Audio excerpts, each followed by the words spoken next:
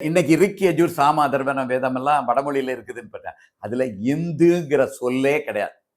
அந்த வடமொழி வேதத்தை முன்னணியாக வைத்திருப்பவர்கள் எல்லாருமே என்ன சொல்லுவாங்கன்னா, அவங்க எங்க மதமே இந்து மதம்னே சொல்ல மாட்டாங்க. அவங்க என்ன சொல்லுவாங்கன்னா, சனாதனம் அப்படிம்பாங்களே தவிர, இந்து மதம் சொல்ல மாட்டாங்க. ஏன்னா வேதத்துல அவர்கள் வைத்திருக்கிற அந்த பிற மண்ணினரான பிராமணர்கள், அந்த பிராமணர்கள் வச்சிருக்கிற அந்த வடமொழி வேதத்துல, சமஸ்கிருதத்துல இருக்கிற வேதத்துல இந்துங்கிற சொல்லே இல்ல. இந்துங்கிற சொல் இல்லாதது இந்துக்களுடைய வேதமாக எப்படி இருக்க முடியும்? ஒரு கேள்வி. அடுத்தது, சிவபெருமானை பத்தி அங்க சொல்லவே இல்லை. அது அந்த ரிக்யஜுர் சாமவேதம் சொல்றதெல்லாம் அக்கினியில இருந்தா முதல்ல ஆரம்பிக்குது.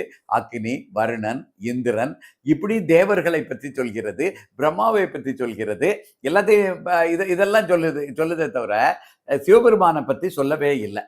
ருத்ரன்கிற ஒரு கடவுளை பத்தி சொல்லுது. ஆனா நம்ம இது வரைக்கும் வரலாறு பார்த்தோம் இல்லையா? தமிழர்கள் எல்லாருக்கும் தெரியும் சிவபெருமான் இந்து மதத்தின் முழுமுதற் கடவுள்.